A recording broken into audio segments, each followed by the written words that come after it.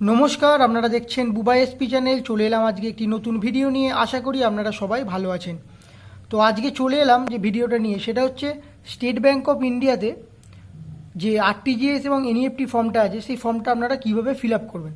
তো বাংলাতে আমি খুব সহজেই আজকে আমি আপনাদের বলে দেবো কীভাবে আরটিজিএস এবং এনইএফটি ফর্ম আপনারা ফিল আপ করবেন। তো ভিডিওটা প্রথম থেকে শেষ অবধি দেখুন, আশা করি আপনাদের ভালো লাগবে। তো চলুন ফর্মটা ফিল আপ করি। প্রথমেই দেখুন, এই যে ফর্মটা, এটা কিন্তু দুটো পার্ট। একটা আপনাকে কাউন্টার থেকে রিসিপ্ট করে ফেরত দিয়ে দেবে, আর একটা কাউন্টারে জমা নিয়ে নেবে।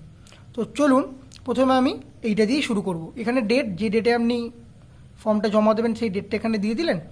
তারপরে রিসিপ্ট ফর্ম, মানে যিনি পাঠাচ্ছেন তার নামটা আপনি এখানে দিয়ে দেবেন। আমি যেমন দিয়েছি অনেক রে। এবার ট্রান্সফার করবেন, কোথায় ট্রান্সফার করবেন বা কাকে ট্রান্সফার করবেন সেই ঠিকানাটা এখানে দিয়ে দেবেন। আচ্ছা, প্রথমে আগে আপনি এখানে লিখবেন কী করছেন। আমি করছি আরটিজিএস। তারপরে ব্যাংক, কোন ব্যাংকে আপনি আরটিজিএস করছেন, ইউকো ব্যাংক। ব্রাঞ্চের নামটা দিয়ে দেবেন, আমি যেমন দিয়েছি খন্ডান। এবং ফেভারিংয়ে দিয়ে দেবেন কাকে পাঠাচ্ছেন তার নামটা। আমি রাহুল কুমার কে আমি টাকা বা আরটিজিএস করব। তার নিচে অ্যামাউন্ট আমি এখানে 2 লাখ টাকা লিখেছি। টোটালেও 2 লাখ টাকা, এখানে আমায় কথায় লিখতে হবে 2 লাখ।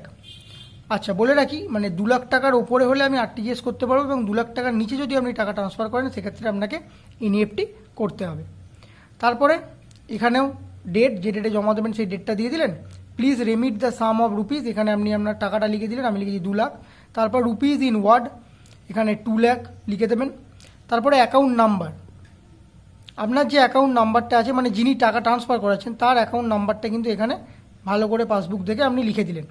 তারপর নেম অফ দ্য বেনিফিশিয়ারি, মানে আপনি যাকে টাকাটা পাঠাচ্ছেন তার নামটা এখানে দিয়ে দেবেন, মানে Rahul Kumar. Destination banks name and branch, মানে ডেস্টিনেশন মানে কোন ব্যাঙ্কে আপনি টাকাটা পাঠাচ্ছেন এবং সেই ব্রাঞ্চের নামটা। আমি ইউকো ব্যাঙ্ক এবং ব্রাঞ্চের নাম খন্ডান। তারপর আইএফএসসি কোড, আপনার যে ব্যাংকের টাকা ট্রান্সফার করবেন সেই ব্যাংকের আইএফএসসি কোডটা দিয়ে দেবেন। আমি যেমন দিয়েছি, দেখুন ইউকো ব্যাংকের আইএফএসসি কোড শুরু হয় UCBA 000, তারপরে নাম্বার থাকে, আমি এটা উদাহরণের জন্য দিয়েছি, সেটা আপনারা এখানে ভালো করে দেখে দিয়ে দেবেন। তারপর অ্যাকাউন্ট নাম্বার, আপনার এই যে ইউকো ব্যাংক লিখেছেন, মানে যাকে টাকাটা পাঠাচ্ছেন তার অ্যাকাউন্ট নাম্বারটা এখানে ভালো করে দেখে লিখে দেবেন। তারপর নিচে অ্যামাউন্ট ইন ওয়ার্ড, এখানে 2 লাখ। অ্যামাউন্ট ইন ফিগার, এখানে 2 লাখ। তারপরে আপনার ইউটিআর নাম্বার এখানে দেওয়ার আপাতত দরকার নেই। নেম অফ দ্য অ্যাপ্লিকেন্ট, মানে যিনি অ্যাপ্লিকেন্ট করছেন, মানে যিনি টাকা পাঠাবেন তার নামটা অনিক রে। অ্যাড্রেস কানলা। আচ্ছা, এখানে কানলার সঙ্গেও আপনি ডিস্ট্রিক্টের নামটাও দিয়ে দেবেন। এখানে আমি কানলা লিখেছি, এখানে আপনি ডিস্ট্রিক্টটাও দিয়ে দেবেন। আমার পূর্ব বর্ধমান, আপনার যেটা হবে সেটা আপনি দিয়ে দেবেন। তারপর টেলিফোন নাম্বার, আপনি আপনার টেলিফোন নাম্বারটা এখানে দিয়ে দেবেন। এখানে দেখুন লেখা আছে সিগনেচার, এখানে একটা সিগনেচার করে দেবেন। আর ডান দিকে দেখুন আছে সিগনেচার অফ দ্য অ্যাপ্লিকেন্ট, এখানেও আপনি একটা আপনার সিগনেচার করে দেবেন। তো এর উল্টো দিকে কিছু নেই।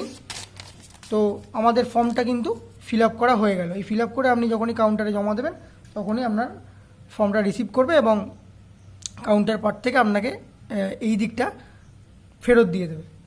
তো আশা করি ভিডিওটা আপনারা বুঝতে পারলেন। এইভাবেই আপনারা state bank of India RTGS এবং এনইএফটি ফর্ম ফিল আপ করবেন। যদি ভিডিওটা ভালো লাগে একটা লাইক করবেন, চ্যানেলটি সাবস্ক্রাইব করবেন, ভিডিওটা শেয়ার করুন যাতে সবাই জানতে পারে। ভালো থাকবেন, ধন্যবাদ।